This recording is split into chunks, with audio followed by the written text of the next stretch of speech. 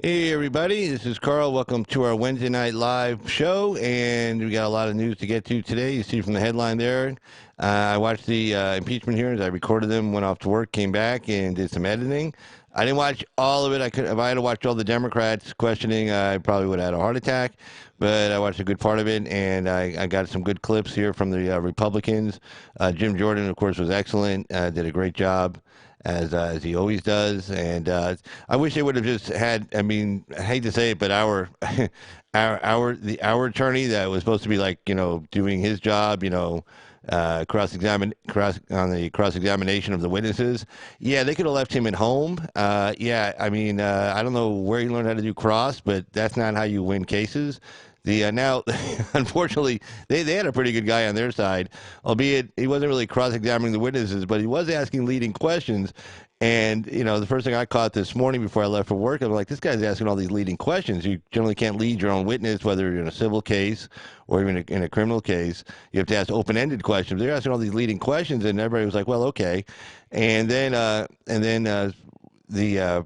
the attorney for the Republicans asked a question that would in a courtroom would be an objection, assumes facts not in evidence, and then Schiff goes, oh well, you don't have to answer a question if the facts haven't been established yet, if they're assumed.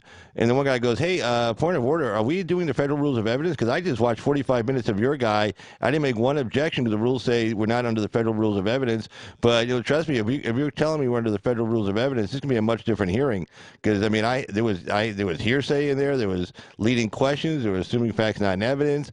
The speculation. And he goes, if you want to do the federal rules of evidence, let's do it. He goes, well, no. And then he realized he made a mistake. He goes, no, I'll withdraw the question, or I'll withdraw the statement, or I'll let the witness answer. Well, too late. And then the witness was like, well, I don't know. Well, that's what happens when you tell somebody that, they won't answer. But this guy Taylor, yeah, he's a piece of work. Yeah, like I don't care how many years you did service. I don't care what you did 50 years ago, or 40 years ago, or 30 years ago. I'm sorry. What are you doing today? And what he's doing today is another career guy. He's upset because they had a back channel to the Ukraine. Every president, in my lifetime has had back channels. Before my lifetime, Kennedy had back channels to Vietnam. Kennedy had back channels to Russia. He went outside the State Department. Carter had back channels to Cuba outside the State Department. Reagan had back channels. I mean, everybody's had Bush. Oh my God! I remember when H.W. Bush was president. He was doing the first Gulf War, and he was on the phone talking to foreign leaders on his own. He wasn't checking with the State Department. I remember all the headlines at the time. State Department's going nuts. Why is he talking to all these people? What did he say? He's supposed to check with us first. And he's like, screw you. I don't have to check with you first. I can just pick up the phone and call somebody. I don't need to check with the State Department to find the position paper to make you feel important. Like, I know you wrote this position paper. I know you spent 2 weeks on it. But you know what? Good for you. I have a job to do. But, one thing that came across clear, and Nunes said it better than anybody. He went out, he did about a 9-minute intro, and I'm going to go ahead and play that here, his opening statement. And it's pretty much like, hey, we elect the president. We don't elect you guys. You guys don't run the show, the civil servants, the bureaucrats. The president runs the show. He tells the Secretary of State who we're going to be nice to, who we're going to be, enemies to, who are going to be mean to. You get in line. And if you don't like the new policy when the new administration comes over, then you quit. I know your career, and I know you've been there for like 20 years. You know more than everybody else, but tough luck.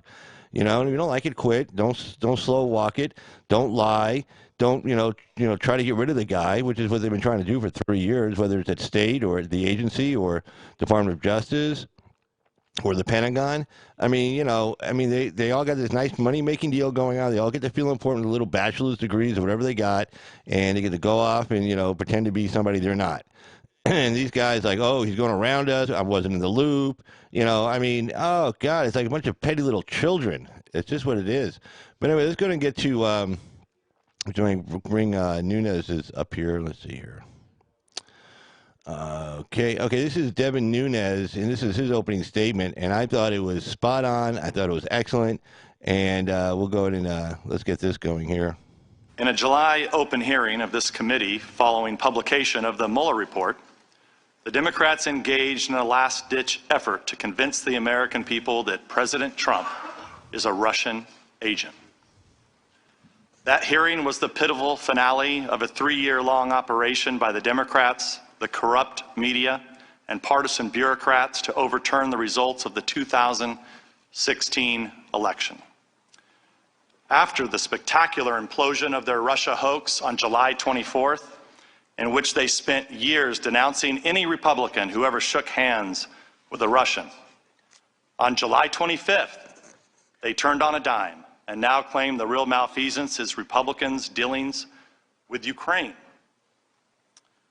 In the blink of an eye, we're asked to simply forget about Democrats on this committee, falsely claiming they had more than circumstantial evidence of collusion between President Trump and Russians.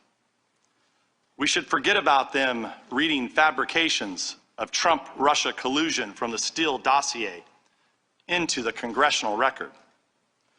We should also forget about them trying to obtain nude pictures of Trump from Russian pranksters who pretended to be Ukrainian officials.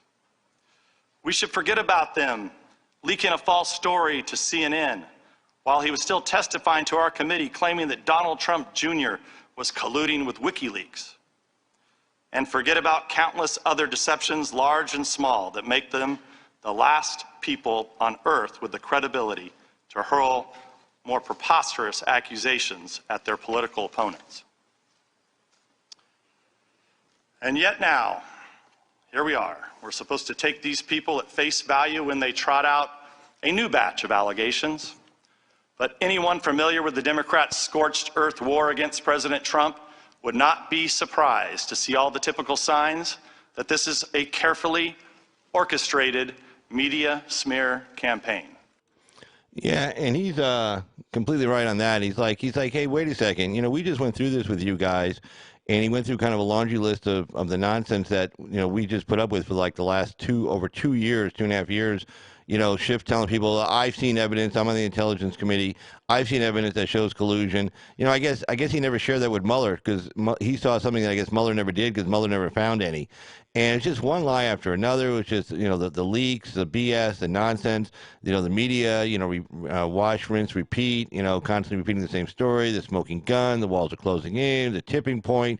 We heard all that for 2 years, right? And then now they trot this out, and now it's the same thing all over again. You can see on some of the cross here, you know, that's the whole thing with like a case. It's like, you know, when somebody brings a case forward, like the cops bring a case forward, the prosecutor brings a case forward, and you read the initial police reports, you know, as a defense attorney, a lot of you guys know I practice law for a living.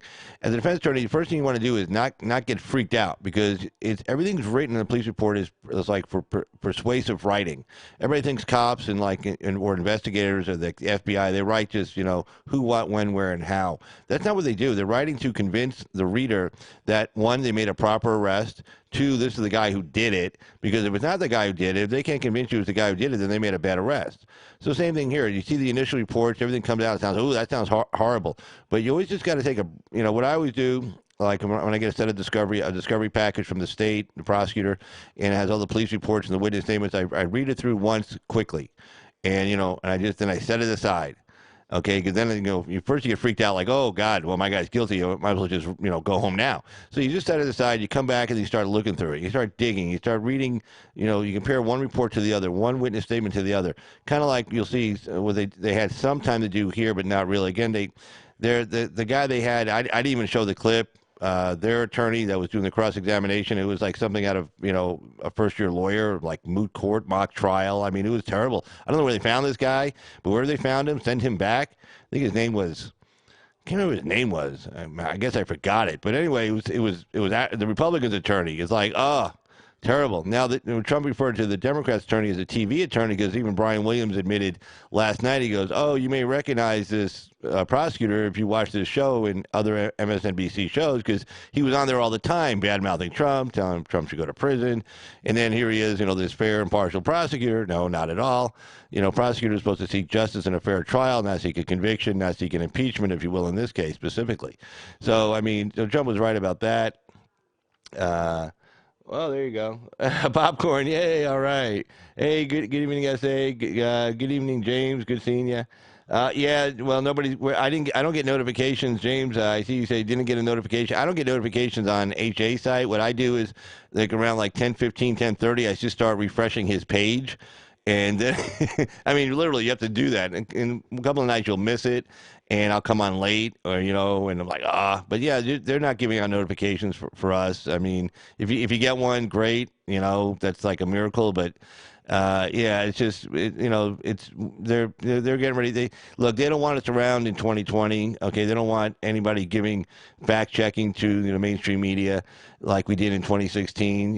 They have Snopes and PolitiFact, which is a bunch of BS, and they don't know how to fact. I mean, they're not fact checkers. Okay, they're just straight up leftists, okay? But we actually do real fact checking. We dig into stuff, and the last thing they want is us running around in 2020. So they're just looking to find a way to get rid of us. I mean, who knows how much longer any of us will be on this platform? We'll be on it as long as we are, and we're not. We're not. We have to just start all thinking like alternative platforms and stuff.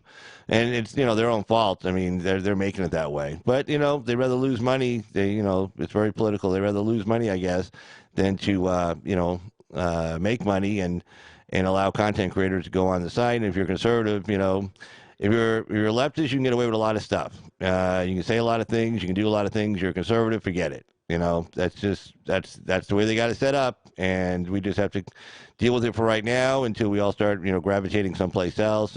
But they're smart because they know they have the new terms of service coming out December 10th, and they're smart. They know whatever platforms we start gravitating to won't be enough time to be really out there for the election, for the 2020 election. So yeah, so if you're not getting notification, yeah, I get it. I mean, I don't get a lot of notifications for people I watch also. So anyway, but yeah, we'll continue on here with Nunes, but he makes a good point as far as what the Democrats do. And again, when all this started coming out, it's like, oh, this sounds awful. Well, it did sound awful because the people writing were writing to persuade you that it sounded awful. The initial whistleblower complaint written by their attorneys were writing it to make it sound as bad as it could possibly be. All the leaks that were coming out were geared towards the bad leaks, none of the good leaks. The witnesses they're calling now witnesses that they already pre-screened, as Nunes says, they pre-screened to the secret depositions, which was the reason for that. They took all these private depositions, and the witnesses they like, they'll call for the public hearings. The ones they don't like, well, they'll leave it home. And the Republicans don't get to call their own witnesses. Unlike in the Clinton impeachment, where the Democrats could call their own witnesses, they didn't have to go through the chairman of the committee or the speaker. They were allowed, the Dems were allowed to call their own witnesses in the House during the impeachment impeachment of Bill Clinton. So not nearly as fair. But anyway, so let's go ahead and continue on with Mr. Nunes here. Let me get over here. Here we go. For example, after vowing publicly that impeachment requires bipartisan support, Democrats are pushing impeachment forward without the backing of a single Republican. The witnesses deemed suitable for television by the Democrats were put through a closed-door audition process in a cult-like atmosphere in the basement of the Capitol, where Democrats conducted secret depositions, released a flood of misleading and one-sided leaks, and later selectively released transcripts in a highly staged manner. Violating their own guidelines, Democrats repeatedly redacted from the transcripts the name of Alexander Chalupa, a contractor for the Democratic National Committee who worked with Ukrainian officials to collect dirt on the Trump campaign, which she provided to the DNC and the Hillary Clinton campaign. The Democrats rejected most of the Republicans' witness requests, resulting in a horrifically one-sided process where the crucial witnesses are denied a platform if their testimony does not support the Democrats' absurd accusations. Notably, they are trying to impeach the president for inquiring about Hunter Biden's activities. Yet they refuse our request to hear from Biden himself. The whistleblower was acknowledged to have a bias against President Trump, and his attorney touted a coup against the president and called for his impeachment just weeks after the election. At a prior hearing, Democrats on this committee read out a purely fictitious rendition of the president's phone call with President Zelensky. They clearly found the real conversation to be insufficient for their impeachment narrative, so they just made up a new one. And most egregiously, the staff of the Democrats on this committee had direct discussions with the whistleblower before his or her complaint was submitted to the Inspector General. Republicans can't get a full account of these contacts because Democrats broke their promise to have the whistleblower testify to this committee. Democrat members hid these contacts from Republicans, and then lied about them to the American people on national television. I've noted before, the Democrats have a long habit of accusing Republicans of offenses they themselves are committing. Let's recall, for years they accused the Trump campaign of colluding with Russia when they themselves were colluding with Russia by funding and spreading the Steele dossier, which relied on Russian sources. And now they accuse President Trump of malfeasance in Ukraine when they themselves are culpable. The Democrats cooperated in Ukrainian election meddling, and they defend Hunter Biden's securing of a lavishly paid position with a corrupt Ukrainian company, all while his father served as vice president. Despite this hypocrisy, the Democrats are advancing their impeachment sham. But we should not hold any hearings at all until we get answers to three crucial questions the Democrats are determined to avoid asking. First, what is the full extent of the Democrats' prior coordination with the whistleblower? And who else did the whistleblower coordinate this effort with? Second, what is the full extent of Ukraine's election meddling against the Trump campaign? And third, why did Burisma hire Hunter Biden? And what did he do for them? And did his position affect any U.S. government actions under the Obama administration? These questions will remain outstanding because Republicans were denied the right to call witnesses that know these answers. What we will witness today is a televised theatrical performance staged by the Democrats. Ambassador Taylor and Mr. Kent, I'd like to welcome you here. I'd like to congratulate you for passing the Democrat Star Chamber auditions held for the last weeks in the basement of the Capitol. It seems you agreed, witting or unwittingly, to participate in a drama. But the main performance, the Russia hoax, has ended, and you've been cast in the low-rent Ukrainian sequel. I'll conclude by noting the immense damage the politicized bureaucracy has done to Americans' faith in government. Though executive branch employees are charged with implementing the policies set by our president, who is elected and responsible to the American people, elements of the civil service have decided that they, not the president, are really in charge. Thus, as we'll learn in these hearings, after expressing skepticism of foreign aid and concern about foreign corruption on the campaign trail, President Trump outraged the bureaucracy by acting skeptically about foreign aid and expressing concerns about foreign corruption.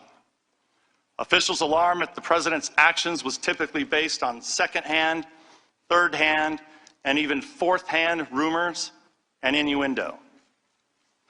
They believed it was an outrage for the president to fire an ambassador, even though the president has full authority to retain or remove diplomats for any reason at any time. Officials showed the surprising lack of interest in the indications of Ukrainian election meddling that deeply concerned the president, at whose pleasure they serve. Yeah, and two things about that. Yeah, like they were all upset that he fired the ambassador Yovanovitch. This guy Kent, you see on the left there, he's a real smart ass. You know, he's pretty much telling the elected officials, well, you know, politicians shouldn't do this. Just be, you know, the people, the career guys, the people who, you know, even the Department of Justice, you know, the elected officials shouldn't decide, you know, who their attorney general should go after and prosecute, and you know what direction to put, you know, the attorney general's office in. Attorney general's office just can't go running around doing willy nilly. It has to have some kind of direction. Okay, where are we going? What are we doing? Are we going antitrust?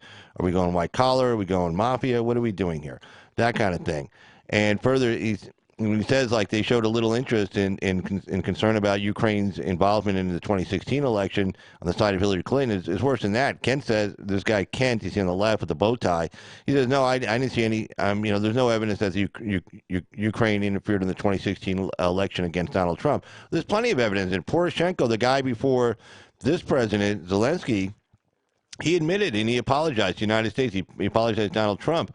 He goes, hey, I'm sorry that, you know, we got involved in this and it wasn't my fault, because he, you know, he thought Clinton was going to win. And then, of course, you know, Clinton would be real happy. Hey, thanks for helping us out.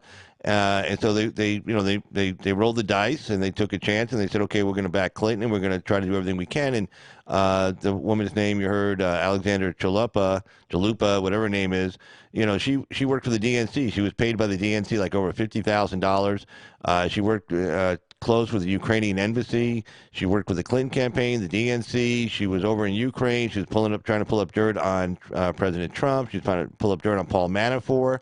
The whole thing when they released that black bag, the ledger in September 2016, they went and found it and they, released it and, to make Manafort look bad. Manafort resigned the next day from the campaign.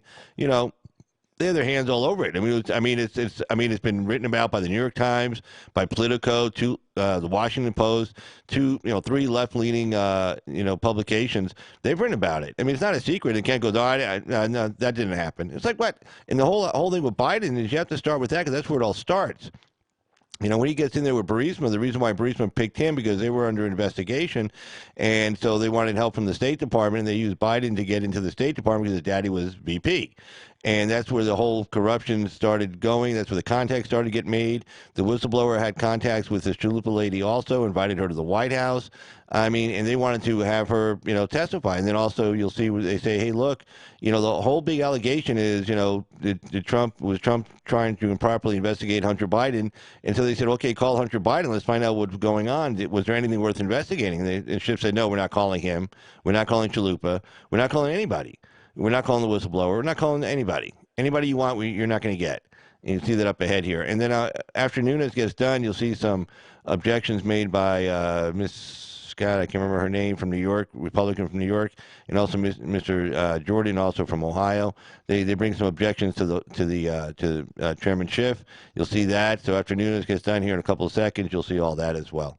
So here we go. We'll finish up here with this one. We'll finish up with this first segment. Here we go. There. Despite all their dissatisfaction with President Trump's Ukraine policy,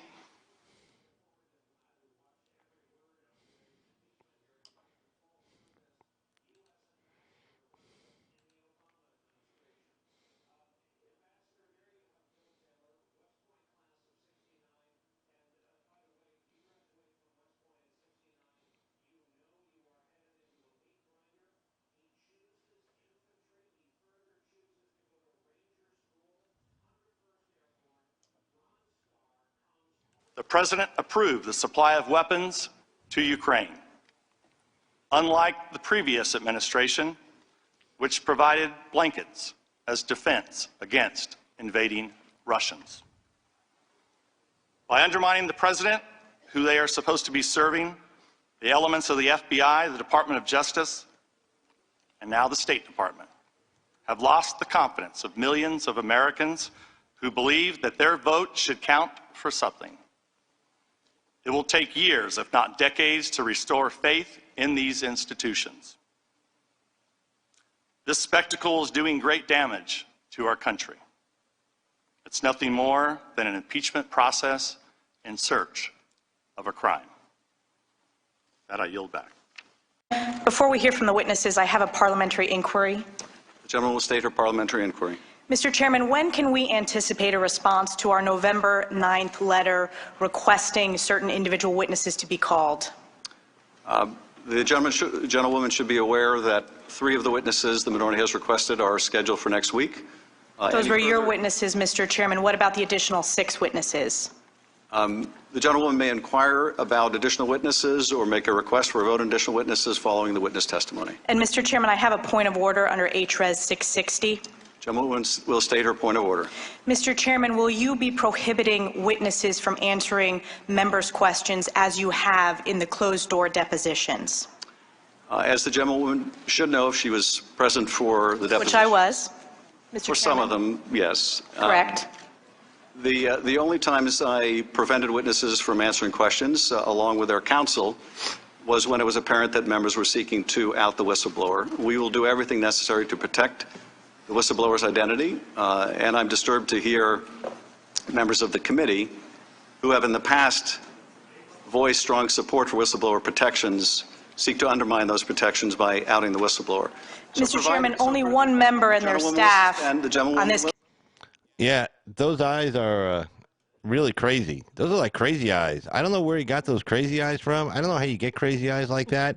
But like, if you ever you guys watch Greg Gutfield, Greg on Saturday night, he that guy that I can't remember the guy. He used to have his own show. He does the imitation of Schiff with the big eyes, like oh god, I can't even do it. I can't even get my eyes that big. But yeah, I mean, it's just it's a really weird guy. I mean, he's got a lot of his own problems. I mean, he came his claim to fame. He got elected. He took over seed here in Southern California in the Valley. It was held by Republicans forever. He took it over in the way he did because they targeted the guy because he was on the House management team for the Clinton impeachment in '98, and they wanted to get rid of him. And so George Soros and I can't remember the name of the PAC that he had at the time, funded him, gave him $100,000, bunch of commercial time, all that kind of stuff, and that's how he got elected. And we've been with him ever since. That was back in 2002. But yeah, I'm just going to continue on with this. Committee has direct knowledge of the identity of the whistleblower. Gentlewoman will suspend. You asked a parliamentary inquiry, and I am responding, or a point of order, and I'm responding. We will not permit the outing of the whistleblower, and questions along those lines, counsel will inform their clients not to respond to. If necessary, I will intervene. Otherwise, I want members to feel free to ask any questions they like. Mr. Chairman, I'd like to make a motion, Mr. Chairman. I'm sorry. This is an opportunity for members and get to all ask the rest any questions they like. The gentleman is not recognized. Mr. Conaway, Mr. Chairman. I'm responding to the gentlewoman's point of order. Otherwise, members will have every opportunity to ask any questions they like. Mr. Conaway, do you seek recognition for what purpose? I seek recognition to make a motion that we actually subpoena the whistleblower for a closed-door, secret deposition, so that the questions that should be appropriately asked the whistleblower by our side and your side may be asked. And I would prefer that rather than it be your single decision, that the committee speak to that issue rather than just the chairman. And I move that we. I thank the gentleman. It won't be my single decision. Subpoena the whistleblower. It won't be my single decision. We will entertain a motion to subpoena any witness, but after the witnesses have had an opportunity to testify. That motion will be in order, but that motion will be suspended until after the witnesses testify. Mr. Chairman, do you anticipate when we would vote on that? What purpose does Mr. Jordan seek recognition? Just to ask a clarifying question, do you anticipate when we might vote on the ability to have the whistleblower in front of us, something you, of the 435 members of Congress, you are the only member who knows who that individual is, and your staff is the only staff of any member of Congress who's had a chance to talk with that individual. We would like that opportunity. When might that happen in this proceeding today? First, as the gentleman knows, that's a false statement. I do not know the identity of the whistleblower, and I'm determined to make sure. Actually, that's BS. Okay, anybody who's ever worked in an office before, your staff doesn't come to you and say, hey, we just met with this guy, but we're not going to tell you who he is, and please don't fire us. Yeah, of course he knows who the guy is. Of course he knows his name. I mean, that's ridiculous. So for him to sit there and say that out loud, well, that's a false statement. I don't know. I mean, he's counting on the fact that nobody's ever going to dime him out in the future. And if they did dime him out, the media would cover for him anyway, and he knows it. So, I mean, it's just a bunch of BS. But, I mean, I don't know who he is. Oh, okay, your staff met with him. Your staff was good friends with him at the NSC. You hired your staff in August, middle of August, just right in time for the whistleblower to show up at your doorstep. So, cut the crap, or July, I think they actually got hired. Sean Misko is a staff member in question. So, more nonsense. So it's going to continue on here real quick. Just see the frustration in Jordan. But anyway, well, yeah, let's just go here. We'll just pretty much you got it right there. So let's just we'll cut to the next segment and we'll pause it for a sec.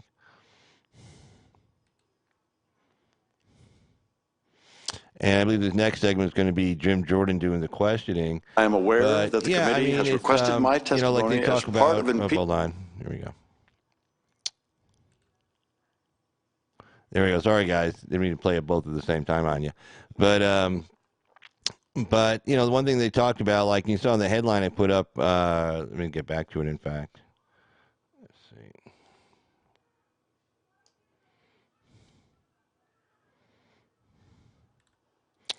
And let me give you another headline here that I had up earlier. Let's see. Here we go. Let's see. Okay, this guy here, Alexander Vindman, he was like the lieutenant colonel, like, oh, he's such a noble guy and everything like that. Well, he got something really, really wrong on the Ukraine. Basic fact. What you saw, I put in the little box, on the screen for the first 30 minutes. It wasn't in the description, but it was up on the screen for the first 30 minutes. Basically, what he said was Obama was the guy who sent the anti-tank missiles and the anti-air missiles to Ukraine. And actually, that's like, that's one of those things where, like, he hates Trump so much, he can't believe Trump was the first guy to send military aid. And, which is hilarious because Trump did a lot more than just send military aid. Let me pull up this one story for you guys right here. He did something Obama never did. Supposedly Trump's in bed with the Russians. He sent them anti-tank weapons, anti-air weapons. Obama never sent that. They talk about, they send military aid. Well, they sent, like, MREs and stuff. That's, even Taylor says, 2014 we started sending military aid. And then they question him later. It's like, well, no, yeah, it wasn't, like, lethal defense weapons. Nothing lethal. Because Obama was afraid of upsetting Putin, which, again, who's supposed to be in bed with Putin? I thought Trump was in bed with Putin. But anyway, here, let me pull this one story up, see if I can pull it up here. Let's see, it should be way down here. Something else Trump did that Obama never did in December of 2018. Let's take a look at this. If we can come up. There he goes, from the Wall Street Journal. U.S. military plane flies over Ukraine in warning to Russia. Pentagon says flight reaffirms its commitment to Ukraine amid tensions with Russia. And let's see, let's get back here. For some reason, we lost. Hold on, where did that come from? Oh, here we go. Boom. Oh, wrong one. Hey, got the wrong one. Probably got the music. Let's see.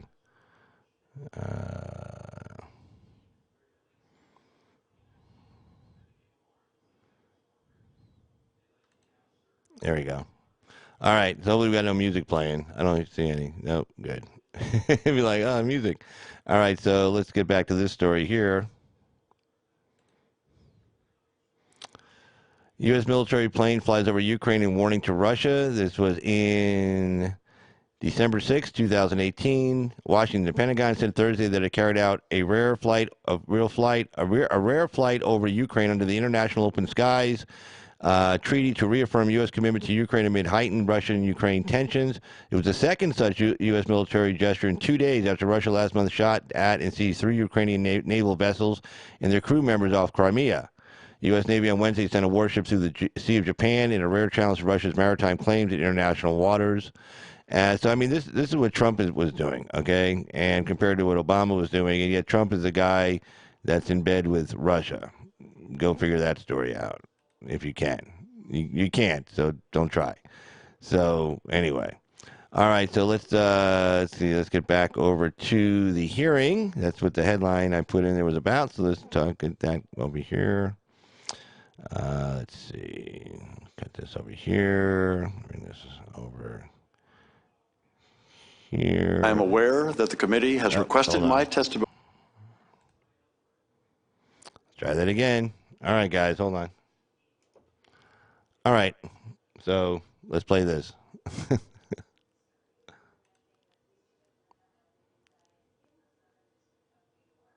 I am aware that the committee has requested my testimony as part of impeachment. Oh, hold on. I forgot I did this. Okay, I want you here. Let me take down Solix's comment because this is important.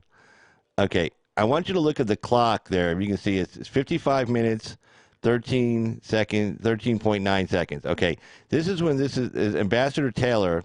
This is when he starts his opening statement. Okay, he's starting at 55 minutes. Okay, click over to 1 hour, etc. But I want you to see now. Obviously, we're not going to play the whole thing, but I want you to see what I did.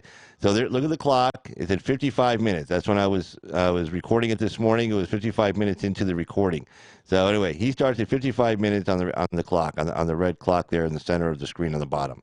So anyway, watch this. This is funny. Proceedings. I am not here to take one sentence. Defense one snap formerly included one late hearing did not say not during our the call, which made me on any questions of the also made recommend but a problem was saw a White House mission and my dealings person said then with about in us then yeah I visit the call set allied partisan and I'm something that. All right, so he starts at 55 minutes. and he goes on to 36 minutes. So say even 35 minutes, so 35 and 5, 40-minute opening statement. I've never seen a 45-minute opening statement ever. This guy, again, he's one of those civil servants. He wants attention. He wants to be in charge. He wants to tell people what to do. And he had to talk for literally 40 minutes to do an opening statement today. 40 minutes. I mean, Nunes' opening statement was 9 minutes. Schiff's was maybe 10. This guy goes on for 40 minutes. Kent, the guy sitting right next to him, I think he did his for 5. And this guy, because he's going to tell how much he knows, how great he is, how he's going to drop a lot of names. I mean, if I had to watch some of it. He's dropping names to show what an expert he is and how well he is, into foreign policy, and he knows how well he knows the Ukraine and everything else in his life and what a great guy he is, and just on and on. 40-minute opening statement. This idiot, Taylor. Okay? So, crazy, But anyway, let's see. We'll get to the next segment here. Okay, the next segment, I believe, is going to be Jim Jordan. Actually, let's see. Jim Jordan is talking here, so let's get to him. Jim Jordan, he does a really good job across. I believe this is Jim. We'll see. Thank you for being here. AIDS held up on July 18th. Is that right? That's when I first heard about it, Mr. And then it's released, Ambassador Taylor, on September 11th. And we know that from your deposition, in those 55 days that aid is delayed, you met with President Zelensky 3 times. The first one was July 26th, the day after the famous call now between President Trump and President Zelensky. President Zelensky meets with you, Ambassador Volker, and Ambassador Sondland. And again, according to your deposition and your testimony, there was no linkage of security assistance dollars to investigating Burisma or the Bidens.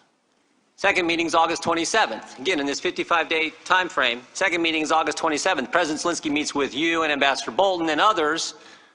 And again, there's no linkage of dollars, security assistance dollars, to an investigation of the Bidens. Then, of course, the third meeting is September 5th. President Zelensky meets with you and Senators Johnson and Murphy. And once again, there was no linkage of security assistance dollars to an investigation of Burisma or the Bidens. 3 meetings with the president of Ukraine, the new president, and no linkage. That's accurate? Mr. Jordan, it's certainly accurate on the first two meetings, because to my knowledge, the Ukrainians were not aware of the hold on assistance until the 29th of August. So the Politico article. The third meeting that you mentioned with the senators, Senator Murphy and Senator Johnson, there was discussion of the security assistance, but no linkage. But there was not discussion of linkage.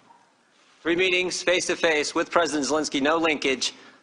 Yet, in your deposition, you said this, and you said it again in the first hour of the majority. My clear understanding was security assistance money would not come until President Zelensky committed to pursue the investigation. My clear understanding was they weren't going to get the money until President Zelensky committed to pursue the investigations. Now, with all due respect, Ambassador, your clear understanding was obviously wrong, because it didn't happen. President Zelensky didn't announce he was going to investigate Burisma or the Bidens. He didn't do a press conference and say, I'm going to investigate the Bidens, we're going to investigate Burisma. He didn't tweet about it, and you just told the ranking member he didn't do the CNN interview and announce he's going to investigate Burisma or the Bidens. So 3 face-to-face meetings, it doesn't come up. No linkage whatsoever. President Zelensky doesn't announce it before the aid is released on the 11th. And yet you said you have a clear understanding that those 2 things were going to happen. The money was going to get released, but not until there was an investigation, and that, in fact, didn't happen. So what I'm wondering is, where did you get this clear understanding? As I testified, Mr. Jordan, this came from Ambassador Sondland. Well, can you hold 1 second, Ambassador? I'm going to bring you a piece of paper from Ambassador Sondland's statement. Very good. And you can take a look at this. Go ahead, though. I want to let you finish.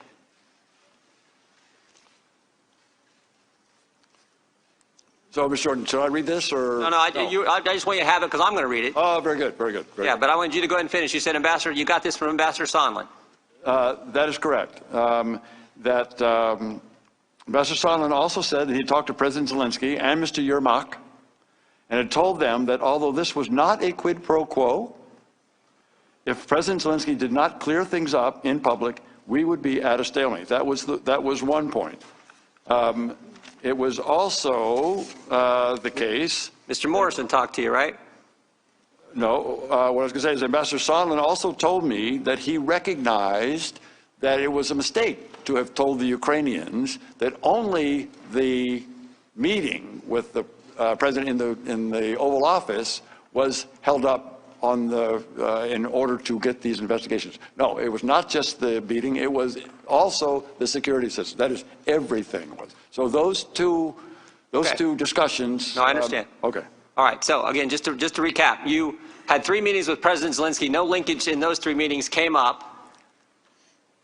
Ambassador Zelensky didn't announce that he was going to do any investigation of the Bidens or Burismas before the aid was released. He didn't do a tweet, didn't do anything on CNN, didn't do any of that. President Zelensky, excuse me. Right. And then what you have in front of you is an addendum that Mr. Sondland made to his testimony that we got a couple weeks ago. It says, Declaration of Ambassador Gordon Sondland.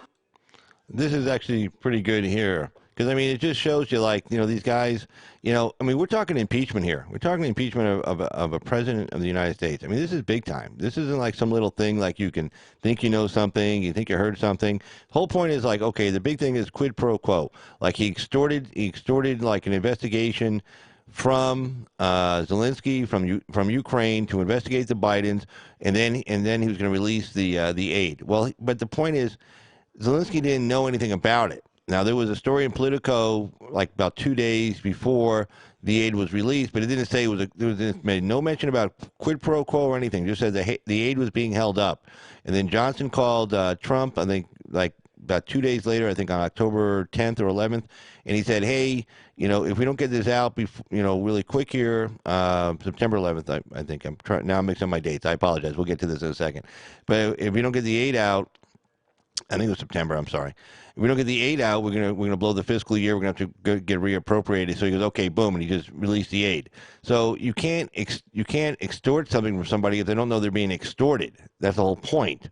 And so if Trump was holding up the aid, but they didn't know he was holding it up, or they didn't know he was holding it up because he wanted an investigation, into the Bidens, or main thing he wanted the investigation in. If you look at the phone call transcript, he's talking about the Ukrainian interference in the election in 2016, which was well documented and admitted to by the Ukrainians. President Poroshenko apologized to President Trump for what his country had done to try to turn the election against him in favor of candidate Clinton. I apologize, candidate Clinton. And so, I mean, that's well documented. So that's a big thing he wanted. And the first person in the phone call mentions Giuliani's name was actually Zelensky. So it wasn't Trump. It was actually Zelensky who actually mentioned the guy Giuliani's name first. So I mean, with all that said, is like, this guy. Now you're gonna see what Jordan does here. Says, okay, here's how this is what Sondland represents on how you know what you know, and Taylor doesn't deny any of it. So just check this out. You're gonna see about 4 different levels of hearsay, all within this one statement. There you go. I, Gordon Sondland, do hereby swear and affirm as follows. I want you to look at point number 2, bullet point number 2, second sentence. Ambassador Taylor recalls that Mr. Morrison told Ambassador Taylor that I told Mr. Morrison that I conveyed this message to Mr. Yermak on September 1st, 2019 in connection with Vice President Pence's visit to Warsaw and a meeting with President Zelensky. Now, this is his clarification. Let me read it one more time. Ambassador Taylor recalls that Mr. Morrison told Ambassador Taylor that I told Mr. Morrison that I conveyed this message to Mr. Yermak on September 1st, 2019 in connection with Vice President Pence's visit to Warsaw and a meeting with President Zelensky. We got 6 people having 4 conversations in one sentence, and you just told me this is where you got your clear understanding. Which, I mean, even though you had 3 opportunities with President Zelensky for him to tell you, you know what? We're going to do these investigations to get the aid. Didn't tell you 3 different times. Never makes an announcement, never tweets about it, never does a CNN interview. Ambassador, you weren't on the call, were you? You didn't listen on President Trump's call and President Zelensky's call? I did not. You've never talked with Chief of Staff Mulvaney? I never did. You never met the president? That's correct. You had 3 meetings again with Zelensky and it didn't come up. And 2 of those they had never heard about, as far as I know. And there was no reason for it. President Zelensky never made an announcement. This is what I can't believe. And you're their star witness. You're their first witness. You're the guy. You're the guy based on this, based on, I mean, I've seen I've seen church prayer chains that are easier to understand than this. Ambassador Taylor recalls that Mr. Morrison told, now again, this is, I hereby swear and affirm from Gordon Sondland. Ambassador Taylor recalls that Mr. Morrison told Ambassador Taylor that I told Mr. Morrison that I conveyed this message to Mr. Yarmouk on September 1st, 20. This all happens, by the way. This all happens, by the way, in Warsaw, where Vice President Pence meets with President Zelensky. And guess what? Taylor, they didn't talk about any linkage either. Time of the gentleman's expired. Ambassador Taylor, would you like to respond? The only response, I have two responses, Mr. Chairman, thank you, and Mr. Jordan, glad to take those questions. Let me just say that I don't consider myself a star witness for anything. They do. You don't. No, I don't. I'm responding to your question. Please don't interrupt the witness. As I think I was clear about, I'm not here to take one side or the other or to advocate any particular outcome. So let me just restate that. Second thing is that my understanding is only coming from people that I talk to. We got that. We got that. And I think this clarification from Ambassador Sondland was because he said he didn't remember this in his first deposition. So he wanted to kind of clarify. But I think, Mr. Jordan, the way I read this, he remembers it the same way I do. Yeah.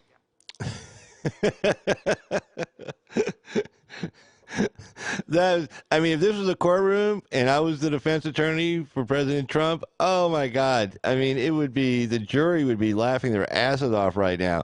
I mean, I've had witnesses like this on the stand where you can just and you don't have someone like, I didn't have someone like Schiff there, cutting me off. I could take as much time as I want with my cross-examination. And too bad the Republicans didn't say, okay, let Jordan run with this, because, they should have seen from when he cross-examined Mueller during the when Mueller came to testify in front of the House, what a great job he did. I mean, this guy, he's career prosecutor himself, Jim Jordan, excellent trial attorney, knows how to do cross-examination, knows how to just get people I mean, he had this guy all confused, and he says, yes, actually now, what Sondland said, that's how I remember it too. That whole 6 people involved in four different conversations. I mean, it was just hilarious, and he goes, and then you can see because when they brought him out, oh, he's such a great guy, and he gave his opening, which you didn't have to listen to, thank God. He's real dignified, and you see him on cross-examination here from Jordan. He's all tongue-tied and twisted and everything, and doesn't look so sure of himself, because he's not. And he says, well, I'm just going what I heard from people. Well, great. So we're all here because of what you heard from somebody and what you think they said and what you thought they felt or thought they knew. The question is, what does Zelensky know? And when did he know it? There you go. There's your Watergate question. What does Zelensky know, and when did he know it? That's the issue. If he didn't know that they were holding up aid for some kind of investigation or anything whatsoever, then there was no crime. He was never being extorted. Okay, the aid was released, and it was more aid than President Obama ever sent. And President Obama never put fighter planes over Ukraine, and President Obama never sent lethal defense weapons, anti-tank, anti-air weapons to the Ukraine. Maybe if he had. Maybe if he had back in 12 or 13, then maybe the Russians wouldn't have come across into Crimea in 14. Possible. Who knows? Or maybe if he told Putin, hey, look, I don't want to be friends with you, but, don't go into Ukraine because I'm going to start flying fighter jets over there. And if your planes come over there and they interact with ours, I'm going weapons hot. And my planes will shoot down your planes any day of the week. Maybe that would have kept Putin from going to the Crimea. But no, he wanted to be buddy-buddy with him, the whole open mic thing, hot mic, comment there and all that stuff. So anyway, let's see, let's take a look at the chat here. Who's up there? Bruce. I see Linda, I see Solex. Let's see, hold on. Bruce, hey, how you doing, Bruce? Good seeing you. Philip and a bunch of Willow.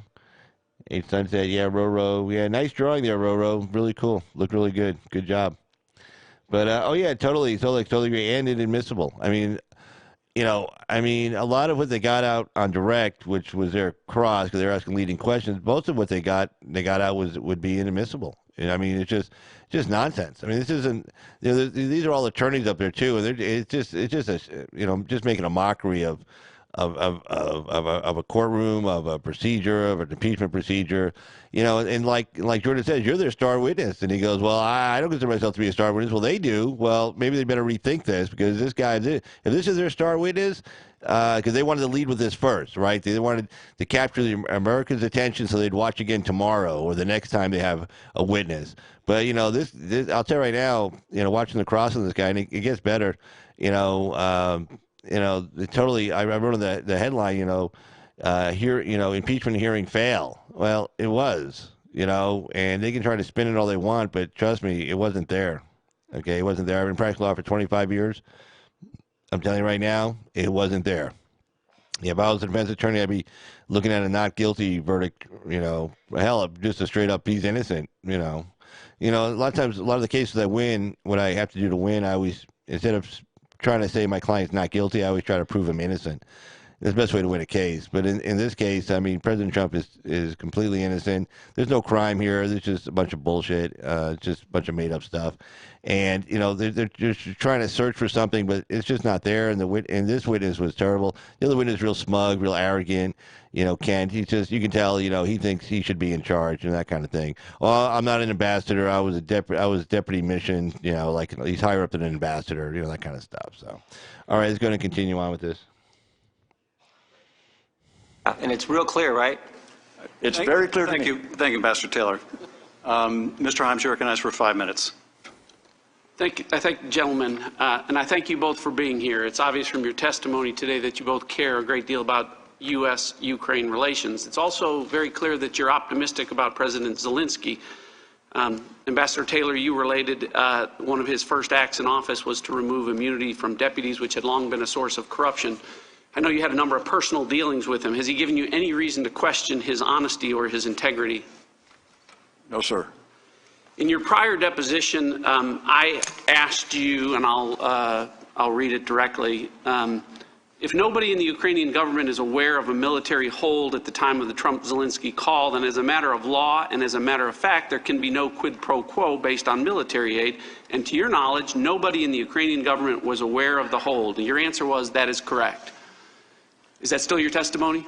Mr. Ratcliffe, at some point in September. I'm talking about on July 25th. July 25th. Sorry. Yes, that's correct. That's correct. They did not know this. All right. And as it turns out, President Zelensky agreed with you. On October 10th, President Zelensky held a press marathon with over 300 reporters where he said repeatedly and consistently over hours and hours that he was not aware of a military hold during the July 25th call. In fact, in his official press release from the Ukrainian government available on his website that I'll be introducing into the record, he said, "Our phone conversation bears no relations to arms. They blocked the provision of military assistance prior to our telephone conversation, but the issue had not been discussed during our conversation. I didn't even know." So, now, in addition to confirming that because he had no knowledge of it, there was no quid pro quo involving military aid during that call, President Zelensky went on to confirm a number of things, that there was no pressure, that there were no conditions, that there were no threats on military aid. There were no conditions or pressure to investigate Burisma or the 2016 election, that there was no blackmail, that there was no corruption of any kind during the July 25th call. Again, from his official press release. Therefore, there was no blackmail because it was not the subject of our conversation with the President of the United States. There were no conditions on the investigation, either because of arms or the situation around Burisma Company. He told Reuters there was no blackmail. He told the LA Times there was no pressure or blackmail from the United States. He told Japan's Kyodo News, I was never pressured and there were no conditions being imposed. He told ABC News and the BBC, I'm against corruption. This is not corruption. It was just a call. The Ukrainian president stood in front of the world press and repeatedly, consistently, over and over again, interview after interview, said he had no knowledge of military aid being withheld, meaning no quid pro quo, no pressure, no demands, no threats, no blackmail, nothing corrupt. And unlike the first 45 minutes that we heard from the Democrats today, that's not secondhand information. It's not hearsay. It's not what someone overheard Ambassador Sondland say. That was his direct testimony. Ambassador Taylor, do you have any evidence to assert that President Zelensky was lying to the world press when he said those things? Yes or no? Mr. Ratcliffe, if I can respond. My time is short. Your time yes or no? Short. That's right. I have no reason to doubt what the president said in his. Okay, very good. So in this impeachment hearing today, where we impeach presidents for treason or bribery or other high crimes, where is the impeachable offense in that call? Are either of you here today to assert there was an impeachable offense in that call? Shout it out. Anyone? Mr. Ratcliffe, if I can just respond, let me just reiterate that I'm not here. I've got 1 minute left. I know. I know you only got a minute left. I've just got 30. I've got. Allow the witness. You asked the witness a question. The witness. I'll withdraw the question. Let me just make this. And I'm not here to take one side or the other. That's your Ambassador, decision. let me answer this. Let me ask you this question. The general will suspend. Spend the time. Ambassador Taylor, would you like to answer the please? question? Suspend the time, please. I withdrew the question. The gentleman will suspend. We will suspend the clock. Suspend the clock at 1 minute, please. Ambassador Taylor, would you like to respond to the question? Mr. Ratcliffe, I would just like to say that I'm not here to do anything having to do with to decide about impeachment. That is not what either of us are here to do. This is your job. Will you Thank you, Mr. Chairman. Restore time to the clock to 1 minute. No, but you may continue 22 seconds. Fine. Yeah, I mean, just the way he's running this whole thing. I mean, again, the way they ran in the House during the Clinton impeachment was totally different. I mean, both sides had equal time. They were allowed to subpoena their own witnesses. They didn't have to get approval from the Republican chair of the committee. The Democrats didn't have to do that. They could, the chairman could call whatever witnesses he wanted to, do whatever he wanted to. President's lawyers were involved in everything from the get-go. So, I mean, the way Newt Gingrich put it together and everything was just totally different. And this is just a sham. There's not a search for the truth. There's not a search for anything. It's like somebody said, it's an impeachment in search of a crime. They've been wanting to impeach President Trump since the day he got elected. They probably wanted to impeach him since before he got elected, before he got inaugurated. Probably like when he came down the elevator. It was like, can we impeach him now? It's like, well, no, he hasn't won anything yet. Well, too bad. That's the way they felt about this whole thing from day one. So let's continue on. This is Mr. Ratcliffe here. Mr. Ambassador, I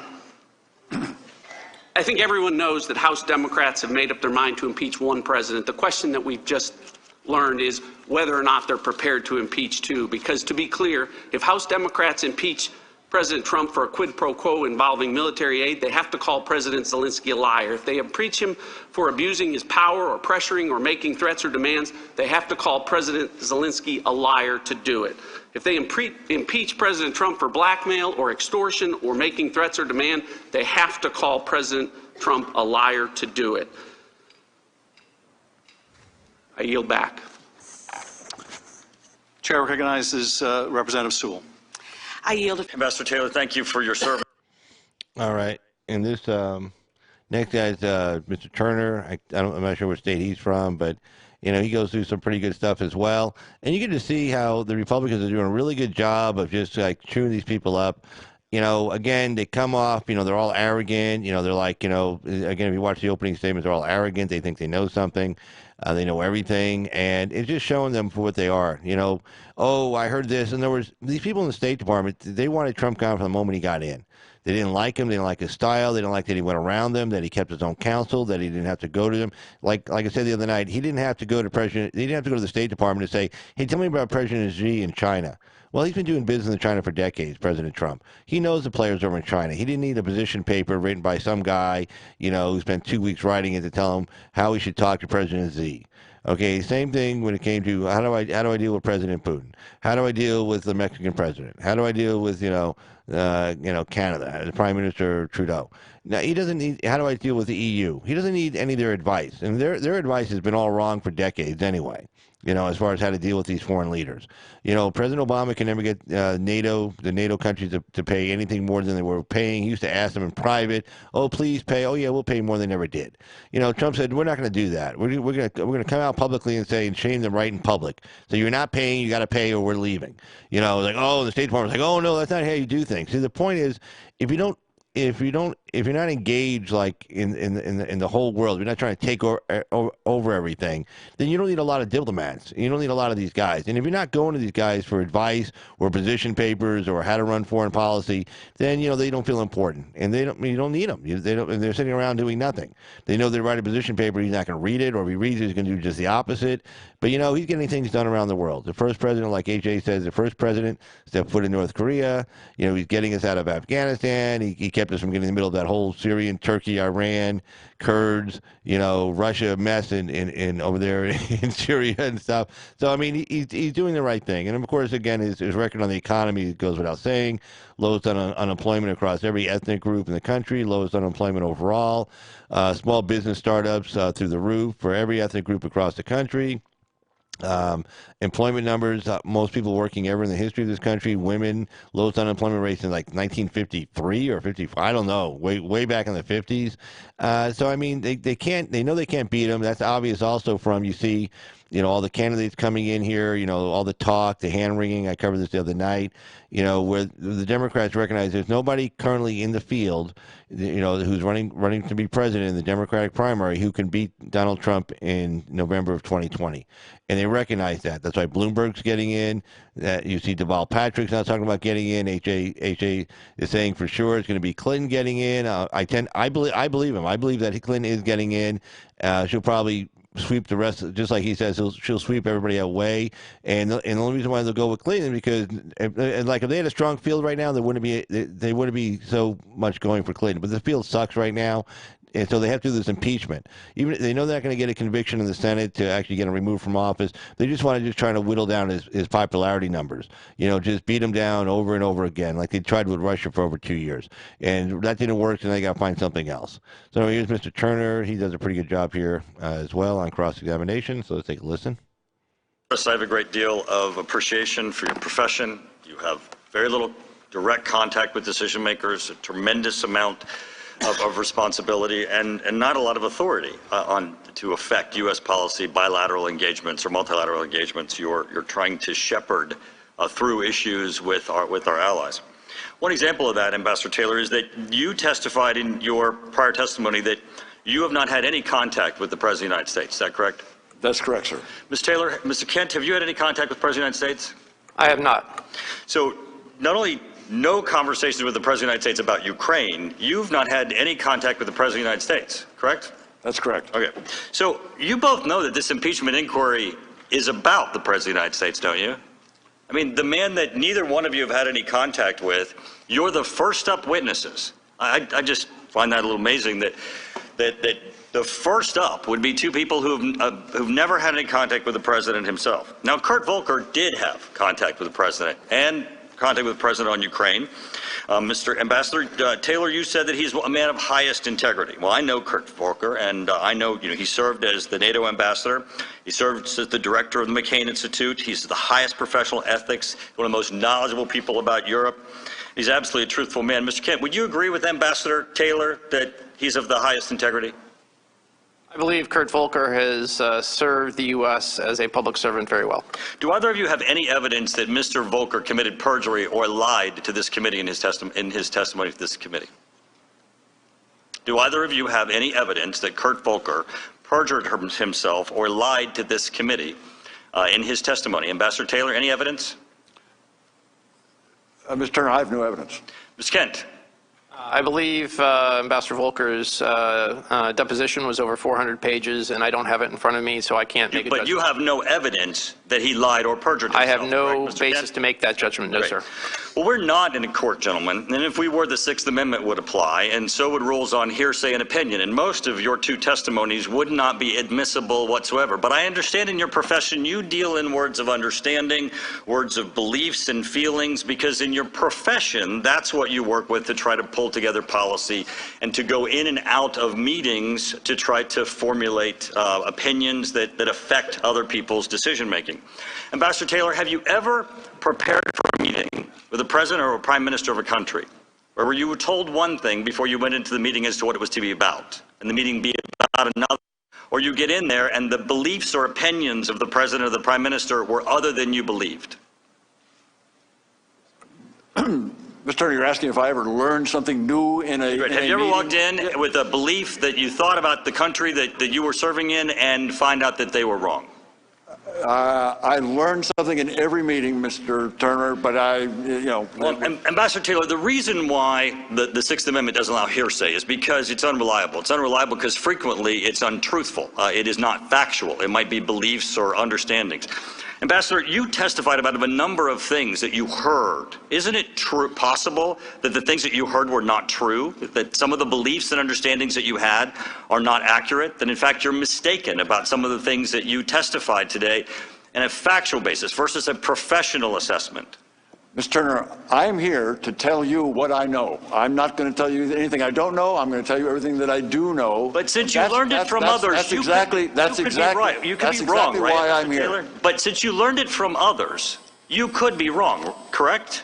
I am telling you what I heard them tell me. And they could be wrong, or they could be mistaken, or they could have heard it incorrectly. Right, Ambassador Taylor?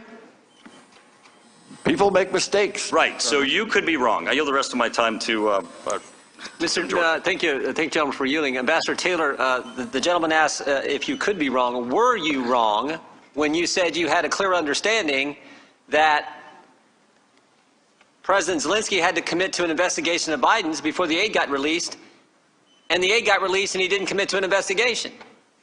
Mr. I was not wrong about what I told you, which is what I heard. That's all I've said. I've told you what I heard. And that's the point. What you heard did not happen. It didn't happen. You had 3 meetings with the guy. He could have told you. He didn't announce he was going to do an investigation before the aid happened. It's not just could it have been wrong. The fact is it was wrong because it didn't happen. The whole point was you had a clear understanding that aid will not get released unless there's a commitment. Not maybe, not I think the aid might happen, and it's my hunch it's going to get released. You used clear language, clear understanding, and commitment, and those 2 things didn't happen. So you had to be wrong. Ms. Jordan, the other thing that went on when that assistance was on hold is we shook the confidence of a close partner in our reliability. And that's not what this proceeding is about, Ambassador The gentleman Taylor. has expired. That's not what this whole thing started on. The time of the gentleman has expired. It's like, okay, wait, hold on. It's like, well, we shook the confidence and reliability of an ally. Well, that's not what we're here for. This is an impeachment proceeding. You know, just because we shake somebody's confidence in us, that's not what impeachment is for. That's not what it's about. And he's looking at him like, wait, that's like, no, that's not what we're here for. That's it? Because you're concerned that, you know, we were undermining the confidence that this ally had in us? Well, first of all, again, you know, thanks to President Trump for sending the lethal weapons, the anti-tank weapons, the anti-air weapons, having flyovers, U.S. military fighter jets flying over Ukraine proper, telling the Russians, we're flying over there, don't be coming over. I mean, if it wasn't for Trump, you know, Putin would have been in Kiev right now. If things would have been kept going like they were going, they took over the damn Crimea. You know, because we didn't arm them, we didn't prepare them, we didn't get them ready, we didn't quote unquote draw the red line in the sand. Although, be it if Obama had drawn the red line in the sand in Ukraine, big deal. He drew the red line in Syria, it didn't do any good. So I mean, these guys like, well, they undermine our confidence. Hey, the guy was sending them arms. I mean, it's like the whole thing. Like, hey, I'm not sure how Zelensky actually really felt about Trump, and I'm sure he didn't give a shit. I'm sure he was more than happy to get the guns and the tanks and the anti-tank weapons. So it's like, oh, well, we undermined the confidence they had in us. Well, and Jordan's like, well, that's it. I went out here for that, and that's your answer? So anyway, I think the next one is Stefanik, if I'm not mistaken. I'm trying to remember. No, I think it's Stewart. I think Stewart comes up next. Or Wittenhouse. Let's see. Well, I tell you what. Why do I stop guessing, and why don't I just play the damn thing? We'll all know. Okay, here you go. Ambassador Taylor, did you want to finish your answer? No, that's good, Mr. Chairman. I now recognize Mr. Carson for 5 minutes. Thank you, Chairman. I yield. Chairman, Mr. Taylor, this should be easy because I'm going to use a lot of your words from the previous deposition as we go forward. In your deposition, you spoke of support for Ukraine and its relationship to the United States and how much you support that. In 2014, You, and I'm quoting this, urged Obama administration to provide lethal defensive weapons in order to deter further Russian aggression. Did the Obama administration provide lethal weapons? No, sir. They provided MREs and blankets and things like that. In your deposition, you also said President Obama's objection was because it might provoke the Russians. And in fact, you testified in your deposition that the Obama administration didn't have a good argument since Russia had already provoked and they have invaded Ukraine. Is that correct? That's correct, sir. It's a shame he didn't take the advice of a combat veteran like you, sir. Someone who understands what deterrence provides. Because a lot of Ukrainian lives could have been saved if he had taken your advice. Exactly. So in other words, he didn't provide any weapons. You know, he could have done that back in 2012, 2013. You know, and the ship says, well, the invasion didn't take place until 2014. You know, what do you mean about sending weapons over in 12 and 13? Yeah, you send the weapons over, and you don't send the weapons over the day before they're going to attack. You send them over, you build their army up, you give them all the anti-tank stuff, let Putin know that, hey, you come across, you know, these guys with these handheld javelin weapons, which are like beautiful weapons. You can fire. You don't have to stay exposed after you fire them. You can fire them. The projectile has a mind of its own, if you will. Once it locks on, you can duck back into like your little cubby hole or whatever. You can duck back behind a tree or whatever. You know, get into a ditch. You know, you don't have to stay exposed. You know, until the projectile actually hits the tank. So I mean, you know, maybe if Obama had beefed up their military, you know, but he was so afraid of offending Vladimir Putin, his good buddy. One of the things that they talked about, the open mic thing, was when he says, tell Vlad, you know, in 2012, tell Vlad it's my last election. After this, it's going to be a lot more flexible. What they were really talking about, a little bit about the Ukraine, but primarily we're talking about the anti-missile weapon systems in Poland. Putin wanted them taken out. You know, Obama couldn't do it before the election because he would have got hammered by Romney about it. But after the election, yep, he took those missile systems out. So there's your guy. There's your collusion with Vladimir Putin. Vladimir Putin. You know, it wasn't Trump. It was the other guy. So anyway, let's continue on. In your deposition, you said, and I quote, you were happy with Trump administration's assistance. And it provided both lethal and financial aid, did it not? It did, sir. And you also stated that it was a substantial improvement. Is that correct? That's correct, sir. So now we're providing javelins, which kill Russian tanks. MREs and blankets do not do that. Today you said, I was beginning to fear that the long-standing U.S. policy of strong support for Ukraine was shifting. I have a little trouble with long-standing based on what we just talked about, because it wasn't really long-standing strong support. It seems to me the strong support came with this administration. Would you agree with that, sir? Unless you consider MREs and blankets strong support, I wouldn't call it long-standing. The long-standing that I'm referring to there, Dr. Winster, is the long-standing political support, economic support, and increasing military support. Well, certainly that strong support came from Congress, but it didn't come from the previous administration as compared to what this administration has decided to do. The strong support came with this administration, not the Obama administration. And maybe now we understand what President Obama meant when he told Russian President Medvedev that he'd have more flexibility after his election. Maybe that flexibility was to deny lethal aid to the Ukraine, allowing Russia to march right in and kill Ukrainians. Again, in your deposition, you urged the Obama administration officials to provide lethal defensive weapons to Ukraine in order to deter further Russian aggression. And now they have that under this administration, don't they, Mr. Ambassador? They have the javelins, yes, sir. Thank you. And I would like to yield the remainder of my time to Mr. Ratcliffe. I thank the gentleman for yielding. So, no pressure, no demands, no conditions, nothing corrupt, nothing on the call. That's what we heard President Zelensky say. And because House Democrats' charges against President Trump have been publicly, repeatedly, consistently been denied by President Zelensky, you heard the defense now from Chairman Schiff. He's lying because he has to. He has to lie because the threats, the demands, the blackmail, the extortion that House Democrats are alleging, if he didn't do that, he couldn't possibly risk military aid. He would have to do anything he had to secure it.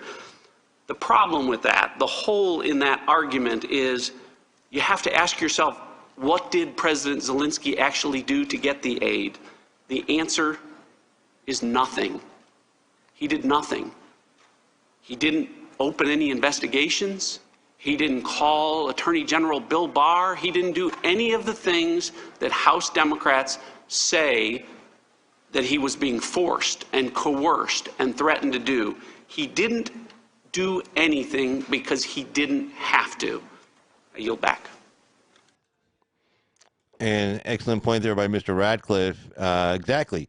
You know, it's like, okay, because what Schiff was saying was like, oh, the reason why Zelensky says he wasn't being pressed, the reason why he lied to 300 members of the press, and he's been lying ever since, was because he's, you know, he needs the aid from Trump. It's like, oh, really? Well, the problem is, though, what did he do to get the aid to begin with? Nothing. He didn't do anything. Supposedly, Trump said, "You better do this. Or I'm not giving you the aid." He didn't open the investigation to the Bidens. He didn't hold a big press conference saying he was going to investigate Bidens or Hunter Biden or anything like that. Didn't do anything. Nothing. Zero. Nada. And he gets the aid. So, you know, and again, he's right. That's a big hole in their argument, and that's a huge hole. And, you know, when this is really good cross-examination because it's good for the American people to see this. It's also good for, you know, any senators like, you know, well, Romney's going to be a jerk no matter what happens. But like anybody else who's kind of maybe on the fence going, well, I don't know. But, you know, they watch this cross, and these senators that are and Republicans that are kind of like, well, I don't know. You know, today is just a great job of cross-examination on these. Again, these were the two star witnesses. These are the two guys they put up front. They wanted to get the attention of the American people, so they keep watching and watching and watching. Catch all the headlines today. Today's Wednesday, going to Thursday, then have a great weekend. You know, on the talk shows. You know, these are their two-star guys. And this guy here, big fail. Big fail. So anyway, let's continue on. I believe, well, I tell you what, I won't believe. We'll find out who comes next. I want to say Stewart comes next. We'll find out. Let's see. Mr. Speaker, you're recognized for 5 minutes. Thank you. Time is precious, so I'm going to go very, very quickly. Welcome, I think, to year 4 of the ongoing impeachment of President Trump. I'm sorry that you have been dragged into this. I think the sign behind me says it very well. By the whistleblower's attorney, the coup has started and impeachment will follow. But after listening for what is going on now 4 hours and 21 minutes, after all of the secret hearings, after all of the leaks, after hearing witnesses such as yourselves give your opinions, it really comes down to this. One thing it comes down to. This is the transcript that the President has released of this phone call. There is one sentence, one phone call. That is what this entire impeachment proceeding is based upon. And I got to tell you, if your impeachment case is so weak that you have to lie and exaggerate about it to convince the American people that they need to remove this president, then you've got a problem. And the American people have been lied to again and again on this. We first heard a lot about quid pro quo. And then many people realized that was meaningless. So they said, well, let's go for the fences then. Let's talk about extortion. Let's talk about bribery. Let's talk about cover-up and obstruction, for which there is zero evidence of any of that. We heard a characterization of the president's phone call that was so outrageously inaccurate, it had to be described as a parody. And none of those things matter. None of it matters. It comes down to this. We appreciate your insight. We appreciate your opinion. But all you can do is give your opinion of this one phone call. Let me ask you, gentlemen, both of you have said here today, you have testified, corruption in the Ukraine is endemic. Would we agree on that? Simple question. Problem is, isn't it? It's a problem, and they're taking steps to address it. Okay. Earlier in the hearing, both of you said use the word endemic or agreed to it. It's in the courts, it's oligarchs, it's prosecutors, it's everywhere. And I think we can also agree that that's not the only place in the world where we experience and see corruption. There's dozens and dozens of nations around the world that are steeped in corruption. Would you agree with that? I would say that there's corruption in every country, including ours. Okay, thank you. And some we're clearly more concerned about than others. So in these corrupt nations, of which there are probably hundreds of corrupt individuals, hundreds of corrupt government officials, can you give me an example any time where the Vice President of the United States shows up and demands that a specific prosecutor be fired and gives them a 6-hour time limit to do that. Are you aware of that ever happening any other place? I guess the answer is no. And I just think it's interesting that out of hundreds of corrupt individuals, dozens of corrupt nations, that happened one time. And it happened with the individual whose son was being paid by the organization that was under investigation. One other thing very quickly. If someone was a candidate for a political office, even for President of the United States, should they be immune from investigation? No one is above the law, sir. Thank you. I agree with that. I think we all would agree with that. And yet I think some presume that because some of the individuals we're talking about here were candidates, that they are immune from any questions or any investigation. I think it's absurd. For heaven's sakes, if those of us in public office, those of us who have find ourselves up for. And Stewart makes a good point here. He's saying, like, okay, look, no one's, and then the guy even agrees, well, no one's above the law. Yeah, just because Biden's running for president of the United States doesn't mean you can't go back and investigate the election interference of 2016. You can't, if you start after the Bidens were involved, you miss like half the whole story. It started with the Bidens. It started, with everything. And I even kind of was joking around, kind of like, HA kind of thing, saying, the Clintons probably, had some guy talk to Hunter saying, yeah, go work for Burisma. Well, one thing we do know about that is that the story that leaked to the New York Times about it in 2015, December, after Clinton already announced, was already running, was already doing debates, and Biden was still thinking, he was on the fence in December of 2015. The story went out to the Times about Hunter Biden's involvement in Burisma, and when Vice President Biden was supposed to be the point person on the Ukraine corruption. And Biden went to Hillary Clinton and asked her, hey, if I run, are you going to use this my son Hunter Biden, against me in the campaign? And what Hillary Clinton said was, well, I won't, but I can't guarantee my staff won't, because, I can't control my staff, And Biden got the message loud and clear. Then, of course, you throw Steve Ricchetti into it and had a big video on that, but the spy inside the Biden camp. If you're interested in that, you can check that video out. Steve Ricchetti, Victoria Nuland, et cetera, et cetera. It's from, I think, a week or so ago. But yeah, it just details how the Clinton team put a spy inside of Biden's camp. Steve Ricchetti who was his chief of staff while he was VP, worked his way into that job, and now is his chief strategist on the campaign trail. So, I mean, he makes a good point. Why? Just because the guy's running for president, we can't investigate him. Well, if you don't investigate the start of the story, then you don't know how the thing ended up. How Hunter Biden was involved with the State Department, with Victoria Nuland, how Nuland was meeting with, Nuland actually met with Christopher Steele back in 2014 and in 2016. And, it's just, you can't just say, okay, we take the Bidens out of that whole picture to figure out how this whole mess got started, then you'll never figure out how the whole mess got started. And that's why it's important to investigate Biden. All right, we'll continue on. Re-election or all the time as a candidate. I think we have a higher standard, not immunity from asking these types of questions. The last thing, then I'm going to yield my time. Availability of funds. I'm quoting from the NDAA in 2019. The language is specific. Availability of funds under assistance to the Ukraine, it has to be certified. And what has to be certified? Quote, for the purposes of decreasing corruption. Are you surprised that there would be questions about corruption in Ukraine and that it would be discussed withholding some of this aid that's actually required by law that it be withheld if they can't certify that the corruption has been eliminated or is being addressed? The certification in that case is done by the Secretary of Defense upon advice of his staff in consultation with the interagency community. We were fully supportive of that conditionality, and the Secretary of Defense had already certified that that conditionality had been met. And so we agree that we should withhold funds if there's questions about corruption that have not been addressed. I'm going to yield the rest of my time to Mr. Jordan. Sorry. Thank you. For the millions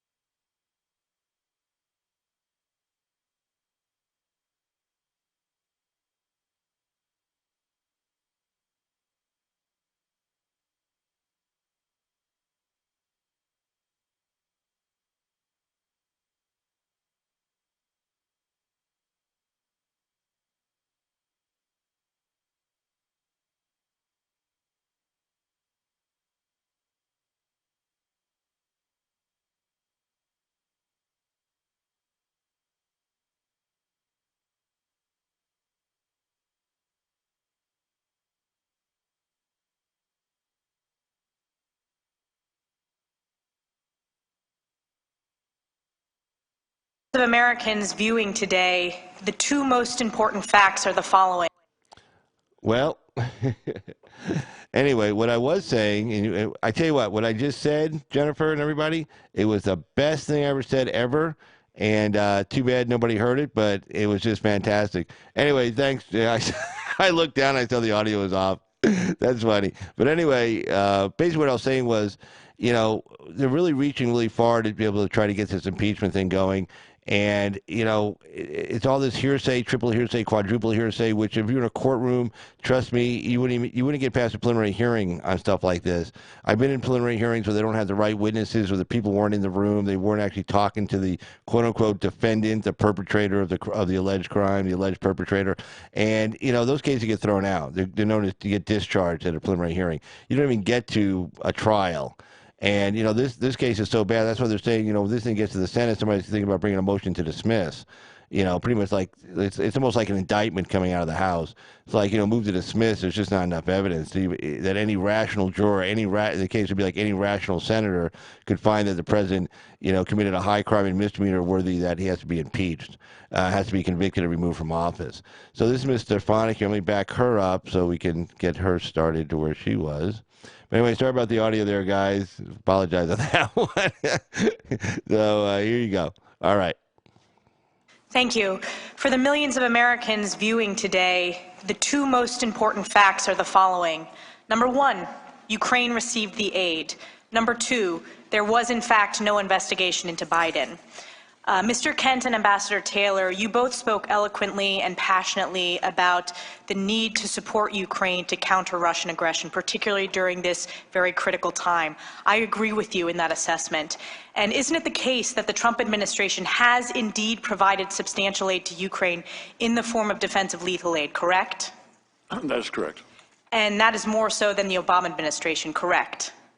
The Trump Defensive lethal aid. Yes. And in the transcript of the president's July 25th call with President Zelensky tells Trump they are ready to buy more javelins. This is indeed the most effective weapon for fighting insurgent armor Russian tanks. Is that correct? That is correct. And those javelins were not made available to Ukraine under the Obama administration? The javelins were not made available? They were not. Correct. Shifting gears to corruption. One of the themes here today is that of rooting out corruption, which is an important tool for the president as we provide taxpayer-funded aid to foreign countries. Mr. Kent, you would characterize Ukraine as having long-standing corruption issues, correct? I did.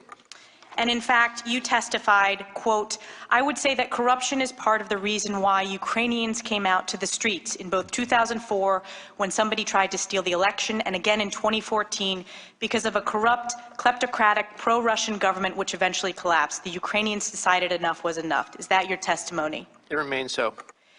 And you testified that you first came to learn about Burisma in 2015 when you were the senior anti-corruption coordinator, correct?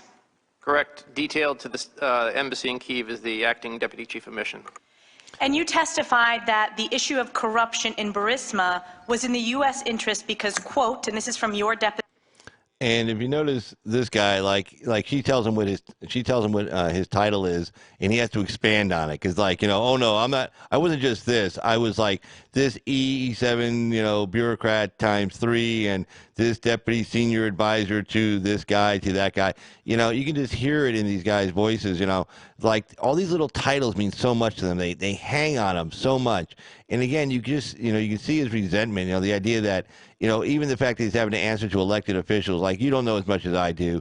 I'm in there. I know. The whole thing is they know where all the bodies are buried. I know what's really going on. If the American people knew what was really going on, they wouldn't be able to sleep at night. I put all this on my shoulders so you don't have to. And then this president, what does he do? He goes around us. He doesn't ask me for my opinion. And when I give him my opinion, he ignores me, or he doesn't give me enough attention. I shall not be ignored. I will not be ignored. That's what these guys are. They're civil servants. They're bureaucrats. The founding fathers were afraid of the civil servants. Remember, the civil servants were the ones that gave Hitler his power, the old saying from Nazi Germany. The civil servants gave Hitler his power. the bureaucrats. Okay, that's what the Bill of Rights were written to protect against a big, encroaching, huge, centralized government with a huge bureaucracy.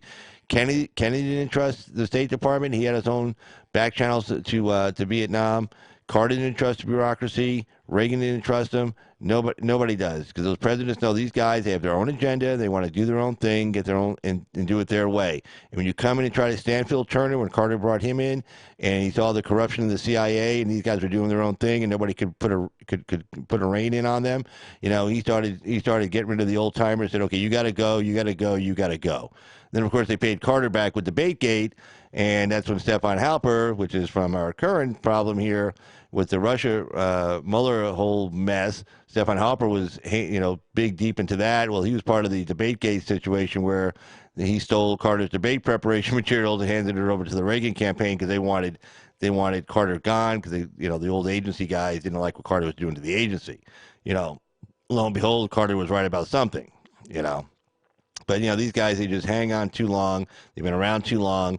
They think they know everything. They're so smug. And, the rest of us are just a bunch of idiots. We can't take care of ourselves. And God forbid we elect somebody that doesn't like them, can do his own thing, and get things done much better than they ever could get done. And they're pissed. And this guy's pissed. So anyway, here you go. We had made a commitment to the Ukrainian government in 2014 to try to recover an estimated tens of billions of dollars of stolen assets out of the country. Is that correct? That is a stolen assets that were in the name of the owner of Burisma, Mykola Zlochevsky. He was the one who we believed had stolen the money. Sure. So the first case, this was the first case that the U.S., the U.K., and Ukraine investigators worked on, was against the owner of Burisma. That's correct. And this was during the Obama administration. That's correct. So for the millions of Americans viewing, the first investigation against the owner of Burisma was under President Obama's administration. That's correct. You testified also, quote, we spent roughly $500,000 of State Department money in support of the FBI and this investigation to build capacity and track down stolen assets, end quote. Is that correct? That's correct. It was launched in May 2014 by the Attorney General of the U.S. and U.K. In conjunction with the World Bank.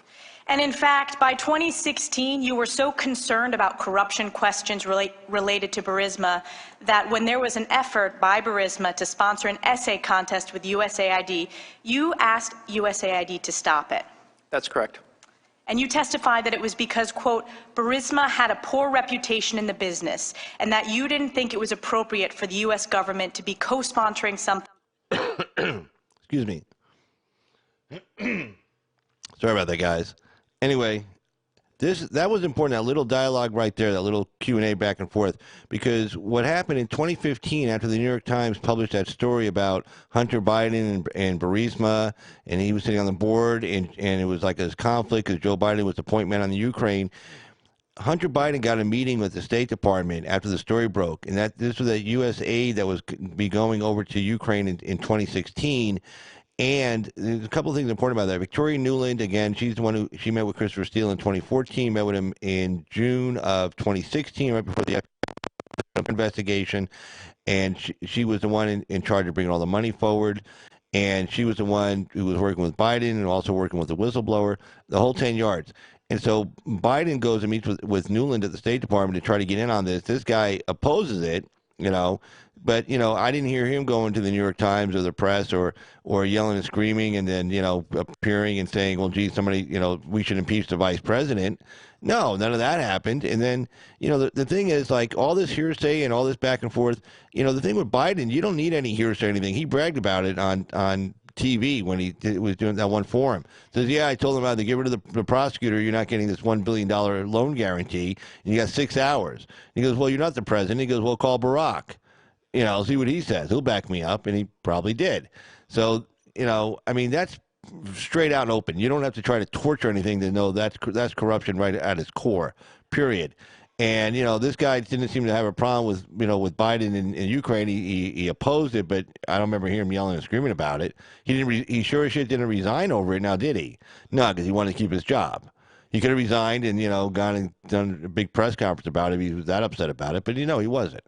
So anyway, let's continue. With a company that had a bad reputation, correct? You are also aware, and you testified today, that Hunter Biden served on the board of Burisma. Correct. And you also testified that you were indeed concerned about the appearance of conflict of interest. That's correct. And broadly, this is very important, you testified in your deposition that when the State Department evaluates foreign assistance, it is appropriate for them to look at levels of corruption in countries. That's correct. And lastly, you also testified that, and this is your quote, issues of corruption have been part of high-level dialogue between U.S. leaders and Ukrainian leaders, regardless of who is the U.S. leader and who is the Ukrainian leader, and that is a normal issue of diplomatic discussion at the highest level, end quote. Is that correct? That's correct. I will yield 30 seconds. All right. And I believe that was all the, let's see, let me get back here. Let's see, find where I'm at. Boom.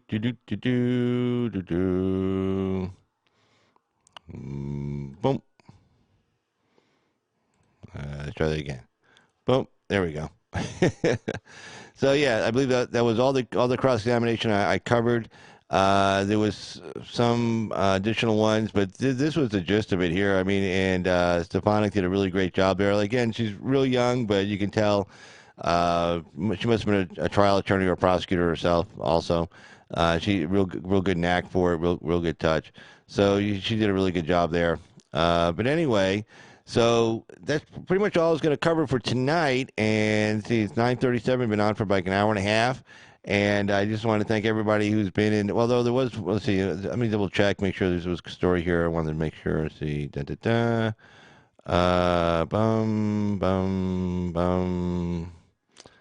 Nope. Well, just a story about Trump and Erdogan getting along. That was good. So there you go. But that nice little story there. They're getting along, talking about trade, talking about the Kurds, peace breaking out all over the place. Thank you, President Trump. He's just doing a really great job. So let me just get back on here. Here we go. All right. So, hey, I want to thank everybody who's been in the chat tonight. It's been a really intelligent chat, and a couple of trolls we had to deal with. Thanks for the mods for taking care of that. Much appreciated. And mods, every once in a while I break my own rule also, but generally if I see somebody that's saying something really dumb, I'll just, do the hide user on them, 86 them. But every once in a while I break my own rule, and then I give somebody a timeout. I generally regret it later, but, that's okay. Use your discretion. That's what I pay you the big bucks for. You the mods down there, they get paid the big bucks here from Carl's Opinion YouTube channel. So anyway, I want to thank everybody who's been in the chat tonight. Everybody's been watching us. Everybody will be watching us later. Of course, I'll be over at HA's site watching him tonight, being over there in the chat. I know a lot of you will be over there also. So Solex, yeah. I don't know. I haven't seen you over in HA. Oh, Solex, check out HA Goodman's site. HA Goodman. Letter H, period, letter A, period, Goodman. Actually, it's really, really cool site. He goes on late like I used to. In fact, I stopped going on at my regular time because I like watching his live show, and I can't watch his live show if I'm on at the same time. So I backed my time up. I backed my time up 2 hours. Hey, I like what I like, I'm not going to penalize myself and go on, and then I'll be wondering, what are you talking about over there? So anyway, I'll see you guys, a lot of you guys over there on H.A. Goodman's site tonight. I don't know what time he's going on, but I'm sure it'll be fun. So anyway, for Carl's Opinion, this is Carl. You guys have a great night, and we'll see you next time. Take care, guys. Bye-bye.